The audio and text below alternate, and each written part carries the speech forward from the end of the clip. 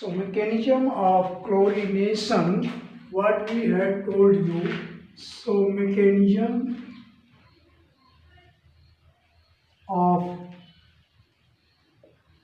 chlorination will take, so free radical substitution reaction will take place. Free radical substitution reaction, free radical, ऐसे कहते हैं मुक्त मूलक। मुक्त मूलक बनते कैसे हैं? से स्टार्ट में इनिशिएशन करने के लिए फर्स्ट स्टेप फर्स्ट में इनिशिएशन रिएक्शन या चेन शुरुआत करने के लिए क्लोरीन गैस प्रचुर अवस्था में होती है, यूवी लाइट देते हैं, इसमें पैरावेलिक रेज रहती हैं जो इस क्लोरीन बांड को तोड़ देते हैं with the high approximate more than 600 या 670 whatever केल्विन टेम्परेचर रिक्वायर्ड। ये बांड टूट जाते हैं और अपने अपने एक एक क्लोरीन परमाणु अलग अलग कर लेते हैं। सो एक एक क्लोरीन परमाणु अलग अलग कर लेते हैं और ये हो जाते हैं फ्री।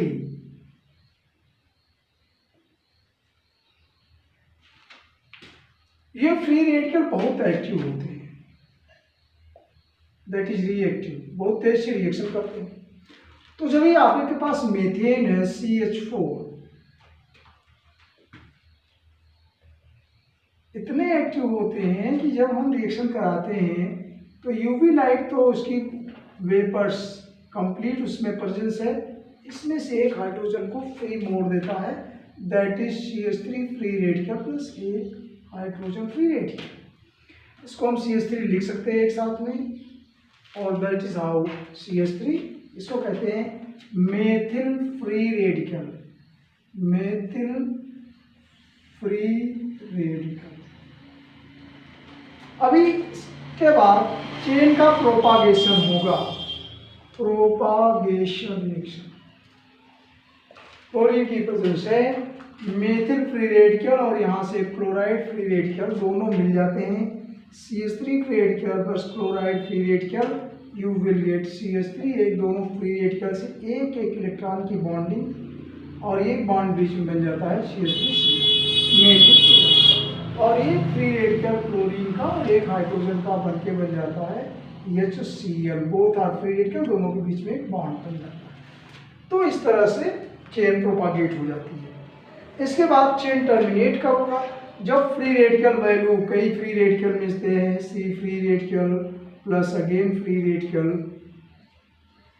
ये एक मॉलिक्यूल एक एटम तो पूरे परमाणु के साथ कहीं रिएक्शन होने लगती है, इसमें असंख्य कण होते हैं, असंख्य अणु होते हैं, तो ये सब आपस में टूट रहे हैं। हमने एक एग्जांपल, एक मॉलिक्यूल को लिया है मेथेन का और क्लोरीन का, लेकिन आप रिएक्शन होते टाइम में ये तो असंख्य रहते हैं, ऑलरेडी इज गोइंग ऑन, तो यहाँ पर जितने जितने फ्री रेडिकल रहते हैं वो आपस में जुड़ते जाते हैं, और जब ये बॉन्ड बन गया दो फ्री रेडिकल का मिला करके, हाफ इलेक्ट्रॉन एक इलेक्ट्रॉन मिल करके एक बॉन्ड बनाते हैं CH3 सिंगल बॉन्ड CH3। इस प्रकार से चेन स्टेप हो जाती है और यहाँ कहते हैं टर्मिनेशन, चेन का टर्मिनेशन हो जाता है और इस तरह से आपको एल्केन मिलता है, एल्किल हैलाइड। लेकिन ये रिएक्शन तब तक चलती रहेगी, ये रिएक्शन में प्रोपागेशन तब तक चलता रहेगा जबकि एवरी हाइड्रोजन एटम यहाँ से with the help of chlorine से ट्रांसफर नहीं हो जाता। कहने का मतलब ये प्रोपागेशन तब तक चलता रहता है जब तक कि ये पूरे हाइड्रोजन खत्म नहीं होते। लास्ट में हमने आपको दिखाया। इस तरह से आप चाहें तो इसको पूरा कंप्लीट भी ले सकते हैं। प्रोपागेशन अभी CH3Cl प्लस अगेन HCl या Cl2 उपस्थित रहती है, यूवी लाइट रहता है। दूसरे स्टेप में एक हाइड्रोजन और चेंज होगा और एक क्लोरीन जुड़ेगा और so one up to CCl4। जब तक CCl4 नहीं बनता तब तक ये स्टेप चलती रहती हैं। तो free radical mechanism, free radical इसको कहते हैं substitution reaction. One thing more, free radical substitution reaction higher classes में आप बीएससी लेवल पे जाएंगे या 12th की क्लास में, तो यू विल गेट, आपको मिलेगा कि यहाँ पर free radical reaction mechanism 2 type की होती हैं। Free radical substitution reaction nucleophilic, अगर हम ध्यान दें तो इसमें न्यूक्लियोफाइल, क्लोरीन न्यूक्लियोफाइल है। Nucleophile means nucleus loving. Chlorine में, ये बाद में मैकेनिज्म बात आएगी, क्लोरीन को एक न्यूक्लियस चाहिए जो CH3 से मिलता है, मतलब प्लस वाला, और इसीलिए इसका अटैक करता है, बॉन्ड बनाता है, तो इसको कहते हैं न्यूक्लियोफिलिक सब्स्टिट्यूशन रिएक्शन। और ये 2 टाइप की होती है। मैं थोड़ा सा पार्शियल बता देता हूँ, लेकिन जब ये मैकेनिज्म आएगा हायर स्टैंडर्ड पे तब आप पढ़ेंगे। फ्री रेडिकल है लेकिन कैसा, न्यूक्लियोफिलिक। सो न्यूक्लियोफिलिक सब्स्टिट्यूशन रिएक्शन, और उसमें आएगा SN1 और SN। थोड़ी सी बात समझ लें कि biomolecular substitution nucleophilic substitution reaction और यूनिमॉलिक्यूलर सब्स्टिट्यूशन न्यूक्लियोफिलिक, तो वो लिटिल लेटर जब स्टेप आएंगे मिलेंगे। लेकिन अभी यहाँ पर हमको क्या कहना है, ये मैकेनिज्म चलती है फ्री रेडिकल लेकिन न्यूक्लियोफाइल से। लेकिन हम कहते हैं SN2 है, ये बेस डिपेंड करता है आपका जो अल्केन लिया है, अल्केन कौन सा है, अल्केन प्राइमरी है या ये सेकेंडरी है या ये टर्सरी है। कहने का मतलब जो R लिया है वो R किस टाइप का है, प्राइमरी है या R सेकेंडरी है या टर्सरी है। Primary secondary tertiary, I had told you earlier कि जब एल्केन की ब्रांचिंग, हम हाइड्रोजन को एल्केन के लिए सपोज दैट एक सिंगल कार्बन से जुड़ा है, आगे बॉन्ड जो भी है कार्बन मेंटेन करेगा, सपोज दैट RCH3। कहीं पर डबल ब्रांचिंग है, 2 डिग्री कार्बन है, और कहीं ट्रिपल R एल्केन 3 डिग्री इसको कार्बन कहते हैं।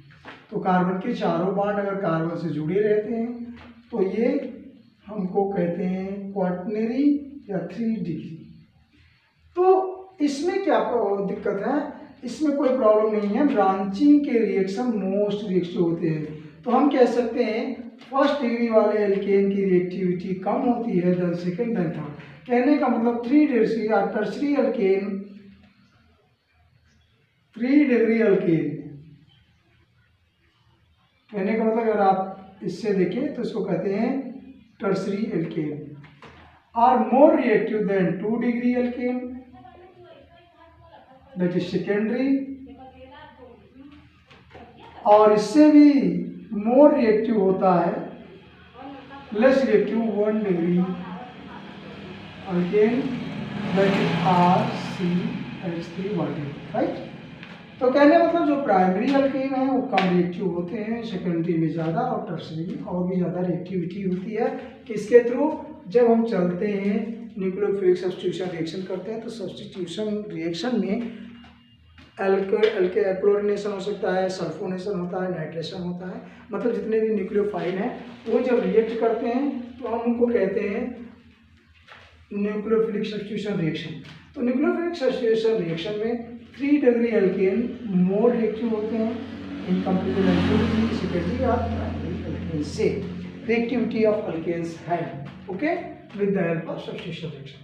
अब हम रिएक्शन के, ये तो हमारा था हेलोजनेशन, या हमने सिंपल सा एग्जांपल लिया था फ्लोरीनेशन का। जब हाइड्रोजन रिएक्शन करते हैं तो कैसे होता है। हाइड्रोजन में हमने आपको चारों हाइड्रोजन में फ्लोरीन, क्लोरीन, ब्रोमीन और आयोडीन।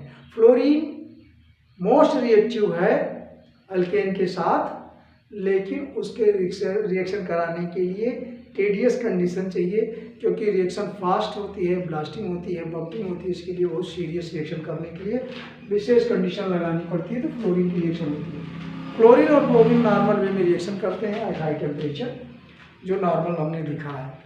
और उसके बाद आयोडीन में क्या प्रॉब्लम थी, आयोडीन के रिएक्शन होने बिकॉज ऑफ आयोडीन में हाइड्रोजन आयोडाइड बनता है आफ्टर रिएक्शन, और हाइड्रोजन आयोडाइड को हमने आपको बता दिया है कि मोर रिड्यूसिंग एजेंट है, मोस्ट रिड्यूसिंग है, और इसीलिए उस आयोडीन में रिवर्सिबल रिएक्शन होती रहती है और बाद में पुनः जिससे बना होता है उसी में वापस आ जाता है। इसीलिए आयोडीन का आयोडीनेशन कराने में भी रिएक्शन करने के लिए हमको विशेष कंडीशन देनी पड़ती हैं। इसकी इस तरह से आयोडीनेशन की रिएक्शन भी स्लो या वेरी फास्ट, कोई भी कंडीशन देने के लिए हमको आयोडीन के लिए स्पेशल कंडीशन देनी पड़ती है। ऑक्सीडाइजिंग एजेंट की उपस्थिति में रिएक्शन कराते हैं। जैसे हम जब रिएक्शन कराते हैं हाइड्रोजन आयोडाइड की आयोडिक एसिड से in presence of HiO3, iodination अगर कराना रहेगा तो आयोडीन की रिएक्शन HiO3 हाइड्रोआयोडिक अम्ल से रिएक्शन कराते हैं, तो इसमें वाटर और आयोडीन अलग होती है, I2+H2O बनता है। और ये रिएक्शन करते टाइम में हमको ध्यान देना पड़ता है कि कोई रिएक्शन इस तरह से ना हो कि HiO3 बैलेंस करते हैं 3H2O, अगर 3 लिया तो यहाँ पर आयोडीन 3 5 राइट 5 I2 10 और यहाँ 12 2HiO3 okay 2HiO3 3H2O no need to go for the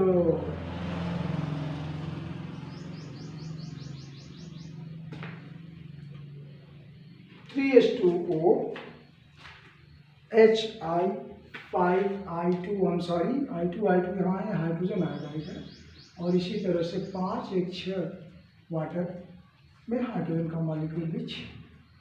ये रिएक्शन की प्रेजेंस में जब हम हाइड्रोक्लोरिक एसिड रिएक्शन की प्रेजेंस में हाइड्रोजन आयोडाइड से रिएक्शन कराते हैं तब एल्केन की आयोडीनेशन पॉसिबल है। जब हमने RH लिया प्लस HI लिया तब ये reaction in presence of HiO3 ये पॉसिबल है हाई टेम्परेचर पर। क्यों? क्योंकि अगर ये नहीं लगाएंगे तो क्या होगा, तो आपका HI plus RH alkane that is alkane ये रिएक्शन करेगा तो आयोडीन गैस I2 बनेगी प्लस Ri बनेगा, Ri plus HI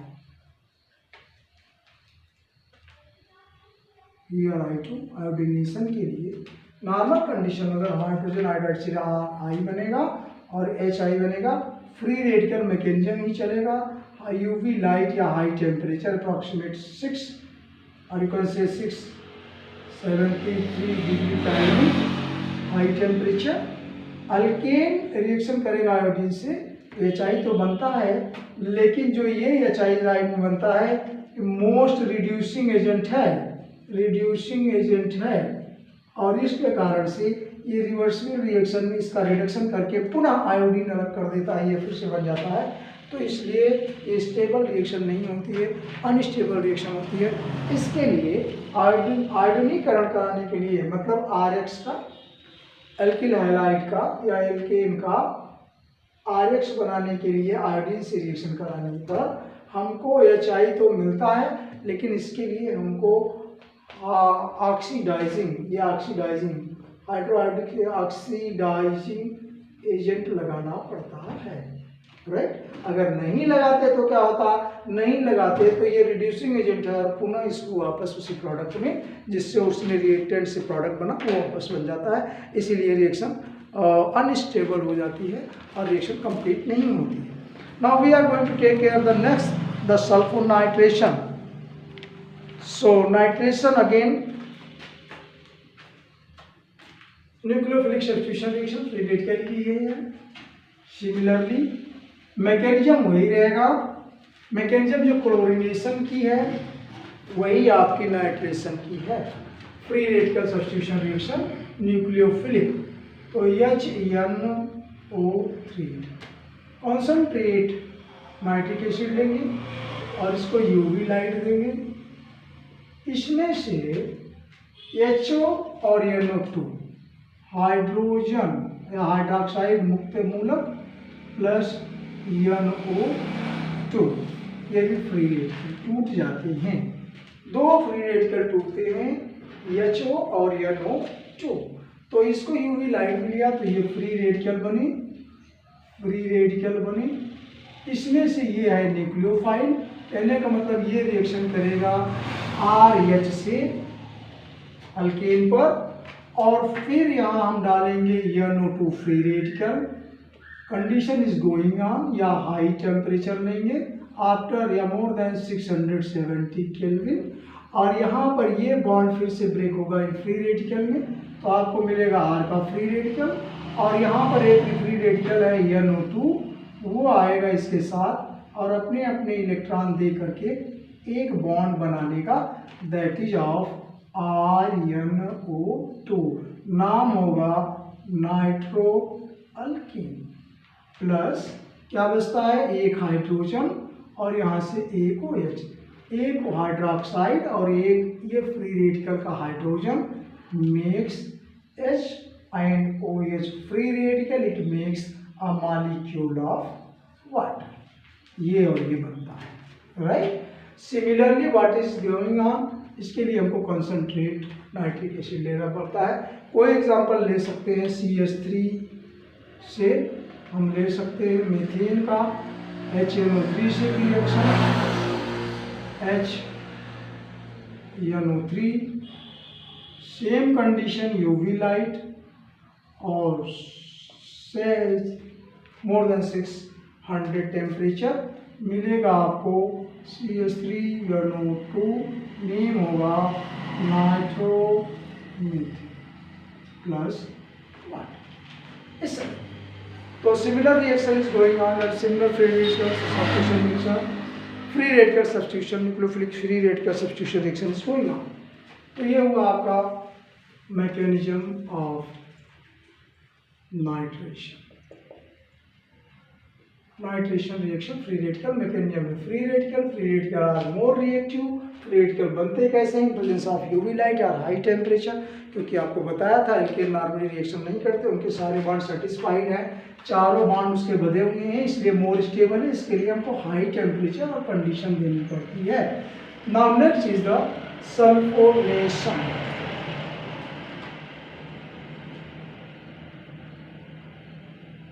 सल्फोनीकरण, reaction with concentrate H2SO4, और H2SO4 को जब हम रिएक्शन कराते हैं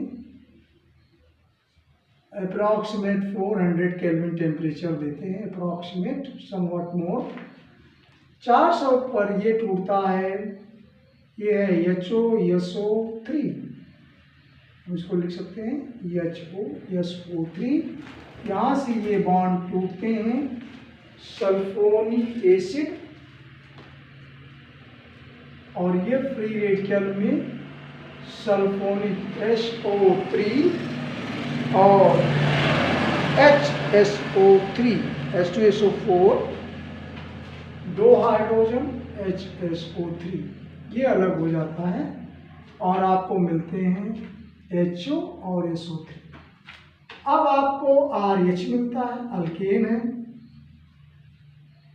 similar condition, UV light to produce free radical, bond break होगा, ये फ्री रेडिकल अलग हो जाएंगे R और H, और आपको यहाँ पर भी फ्री रेडिकल अलग अलग मिले, तो ये फ्री रेडिकल आपस में मिल जाते हैं और ये RHSO3 बन जाता है, that is RSO3H plus water. ये होगा alkane sulphonic acid plus water. Again free radical substitution reaction की मैकेनिज्म चलेगी, न्यूक्लियोफाइल है ये, इसीलिए nucleophilic substitution reaction. Reactivity of alkane again very, 3 degree alkane R is more reactive than 2 degree than primary. तो अल्केनेशन, कोई भी हेलोजनेशन है, सल्फोनेशन है, नाइट्रेशन है, they follow the same mechanism, इनकी पूरे की रिएक्शन मैकेनिज्म एक जैसी होती है। Now we are going to take next, that is oxidation reaction. in presence of oxide.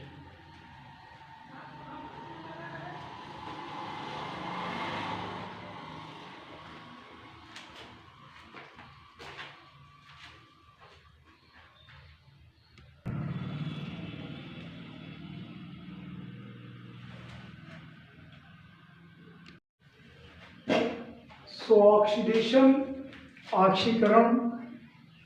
Oxidation reaction with oxygen of alkane. Alkane का ऑक्सीडेशन करने का मतलब कम्बशन, चलाना। कंप्लीट ऑक्सीडेशन को कहते हैं कम्बशन, पूर्ण दहन। कंप्लीट ऑक्सीडेशन या पूरे ऑक्सीजन से रिएक्शन करने के बाद आपको मिलता है कार्बन डाइऑक्साइड और वाटर, धुआं और भाप गैस मिलती हैं। और उसमें सबसे इम्पॉर्टेंट बात जो आपको मिलती है that is energy. Approximate exact energy एक कार्बन के मॉलिक्यूल टूटने पर 890 किलो जूल पर मोल, एक मोल का मीथेन के टूटने पर 880। तो आप इसमें देखेंगे ये सबसे बड़ा पर्पज है एनर्जी पैदा करना। आप जो पेट्रोल, डीजल या केरोसिन तेल का यूज़ करते हैं, एलपीजी गैस का यूज़ करते हैं, उन गैस में पर मॉलिक्यूल टूटने पर आपको मोर एनर्जी मिलती है। That is what important for us. ये रिएक्शन एक्सोथर्मिक रिएक्शन है। एक्सोथर्मिक रिएक्शन, सभी एक्सोथर्मिक रिएक्शन है, बट आपको कंप्लीट ऑक्सीडेशन करने पर आपका फ्यूल के जैसे काम करता है डीजल, पेट्रोल, केरोसिन तेल। तो कंप्लीट ऑक्सीडेशन होता है जिसमें पूरे इन प्रेजेंस ऑफ एयर आपका रिएक्शन होता है। तो एक्सोथर्मिक रिएक्शन पे हमको कार्बन डाइऑक्साइड, वाटर भाप और इतनी एनर्जी प्राप्त। उसके बाद आती है बात कि अगर हम इसको incomplete, in presence of something incomplete या पार्शियल ऑक्सीडेशन दें, मतलब ऑक्सीजन की सप्लाई हम अपने हिसाब से करें, व्हाट इज नीडेड, क्या बनाना है उसके हिसाब से ऑक्सीजन की सप्लाई करें। तो देखिए दो तरह से होते हैं। एक तो अगर आप ज़्यादा ऑक्सीजन लेते हैं तो आपको मिलता है carbon monoxide plus water vapours. Carbon monoxide का जब यूज़ करना होता है, जब इंपॉर्टेंस होती है, तो हम इसको थोड़ा सा कम ऑक्सीजन, इसके कंपेरिजन में कम ऑक्सीजन, कंट्रोल्ड ऑक्सीजन देते हैं। और लेकिन अगर हम एकदम सिंगल मॉलिक्यूल ऑक्सीजन देते हैं तो हमको मिलता है कार्बन ब्लैक। और इस कार्बन ब्लैक का यूज जैसे हमारे लिखने में होता है, पेंटिंग में होता है, स्याही बनाने में होता है, या जो हम काम कर रहे हैं उसको कार्बन ब्लैक यूज़ करने के लिए, इसके लिए इसको हमने गैसियस स्टेट में और इसको प्रेसिपिटेट का एरो लगाया। ये अगर आपका एरो लगता है तो केमिस्ट्री उसका मतलब होता है प्रेसिपिटेट, ठोस के रूप में पेंटिंग के लिए हम ये ले लेते हैं। और अगर ऊपर एरो लगा हुआ है दैट मीन्स गैस। तो ये दो सिंबल आपको बताया। कार्बन ब्लैक मिलता है बिकॉज ऑफ आर रिक्वायरमेंट, हम पार्शियल ऑक्सीडेशन कराते हैं जैसे हमारी नीड रिक्वायरमेंट होती है। अब एक और होती है, अगर इसी मीथेन को हम ऑक्सीजन तो दें, अप्रॉक्सीमेट जितना मॉलिक्यूल्स दिया उसका आधा ऑक्सीजन देना है, आधे से भी कम, लेकिन what is more needed, attention की बात है कि अगर आप इसको मोर देन 1700 केल्विन टेम्परेचर देते हैं, that means high temperature then even UV light में जितनी टेम्परेचर होती है उससे ज़्यादा आप टेम्परेचर देते हैं, तो आपको मिलेगी एसिटिलीन गैस। एसिटिलीन गैस मिलती है after the partial oxidation of alkanes, right. और इसके बीच में कार्बन डाइऑक्साइड और हाइड्रोजन के मॉलिक्यूल मिलते हैं बट नॉट वाटर। ध्यान दीजिएगा, अभी तक के ऑक्सीडेशन में आपको वाटर मिली है, बट एक कंडीशन ऐसी है जिसमें आपको एसिटिलीन के साथ केवल हाइड्रोजन गैस मिलती है, but everywhere you will get the again things. Now catalytic oxidation in presence of catalyst, very important. हमको जो चीज़ बनाने को चाहिए वो कैटेलिटिक ऑक्सीडेशन में, अल्केन के ऑक्सीडेशन जो कैटलिस्ट की प्रेजेंस में अगर हम करते हैं तो कैटलिस्ट की प्रेजेंस में हमको different catalytic oxygen different catalyst देंगे और आपको डिफरेंट प्रोडक्ट प्राप्त होगी। जैसे मीथेन का आपने red hot tube of iron लिया या कॉपर की। रेड हॉट ट्यूब बोले तो जो ट्यूब ऐसा इंडस्ट्रियल प्रोसेस है और इसमें हम लगाते हैं रेड हॉट ट्यूब के थ्रू, अंदर से हम प्रवाहित करते हैं क्या, methane gas with oxygen vapour, और ये मिलता है हमको अल्कोहल। स्टार्टिंग में मेथिल लिया तो methyl alcohol, methyl alcohol, right. So alcohol प्राप्त होती है रेड हेड ट्यूब में आयरन की या कॉपर की मीथेन को प्रवाहित करने पर। और अगर इसको हम मोनोमेटलम ऑक्साइड M2O3 डिफरेंट कैटलिस्ट लिया, ऑक्सीडेशन किया मीथेन का, तब हमको फॉर्मेल्डिहाइड प्राप्त होती है, या यूं से एल्डिहाइड मिलता है। मोनोमेटलम ऑक्सीडेशन की उपस्थिति में आपको मिलता है formaldehyde.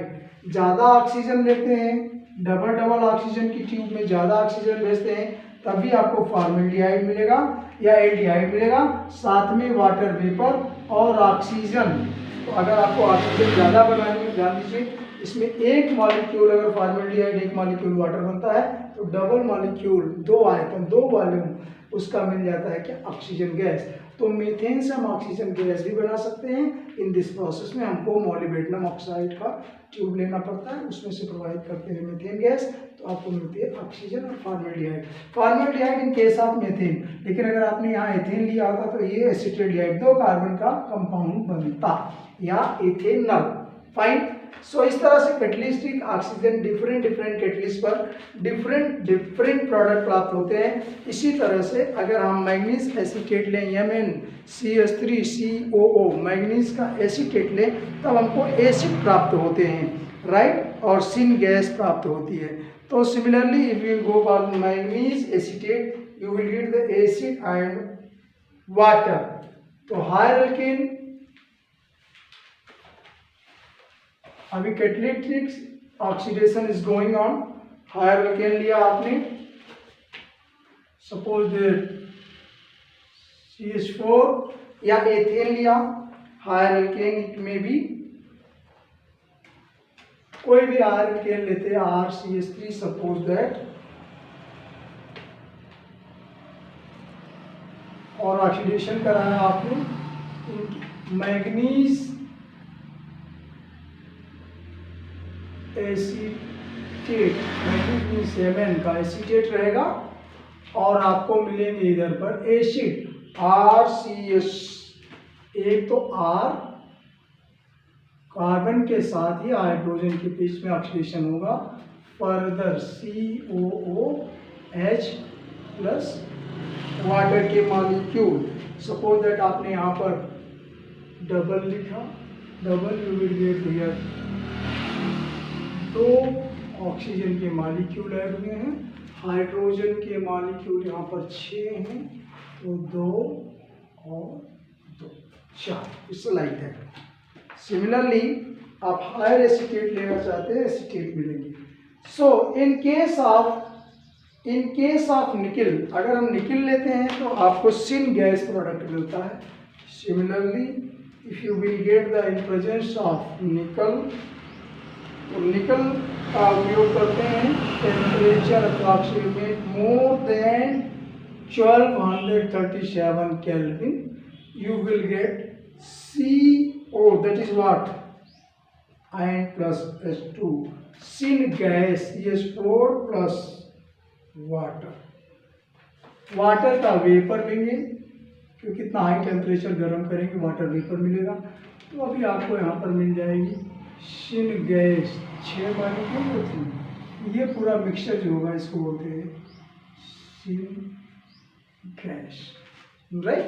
So I can say in this way, partial oxidation करने पर, अलग अलग ऑक्सीडेशन करने पर डिफरेंट प्रोडक्ट आपको मिलते हैं। ऑक्सीडेशन, कंप्लीट ऑक्सीडेशन पे केवल आपको जलने के बाद धुआं, पानी और हाई एनर्जी के मॉलिक्यूल्स, जैसे मैंने अभी बताया एक्सोथर्मिक रिएक्शन है, और डीजल पेट्रोल को जलाने इंटर जो कंबशन के बाइक, गाड़ी, मोटर, तेल जो जलते हैं, वो सब कंप्लीट ऑक्सीडेशन से होता है।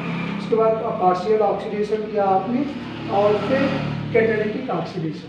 कैटालिटिक ऑक्सीडेशन करने पर डिफरेंट कैटलिस्ट की उपस्थिति में अल्कोहल, एल्डिहाइड और acid. As you know alkane में अगर आप ऑक्सीडेशन करेंगे तो एल्कोहल बनता है, फर्दर ऑक्सीडेशन करेंगे तो फॉर्मेल्डिहाइड बनेगा या कीटोन बनेगा, फर्दर ऑक्सीडेशन एक ऑक्सीजन और जोड़ेंगे तो एसिड बनता है। इस तरह से ये हमारा ऑक्सीडेशन है, इसका हायर एल्केन का। फाइन।